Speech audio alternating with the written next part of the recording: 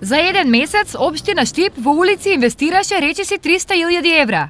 Приоритет локалната самоуправа им даде на најкритичните и најфреквентните улици во градот. Започнавме со Маршал Тито, која што беше вредна 1,8 милиони денари, асфалтирана е улицата Джемал Бједик во вредност од 950.000 денари, потоа Карл Маркс од околу 1,8 милиона денари, Вита Попјорданова истата таа сума, Радански пат кој што ќе се асфалтира во неколку фази, првиот крак е завршен, а вкупната вредност ќе биде 2,2 милиони денари.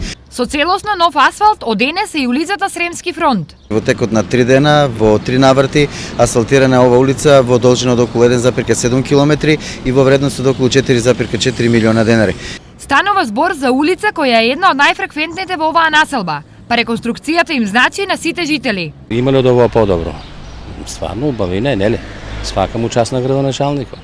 Види се нешто дека работи човекот. Така треба сите да работат, ќе бидеме добри. Свака час. Многу задоволна. Па беше дупки, па тоа колата. Ја немам кола.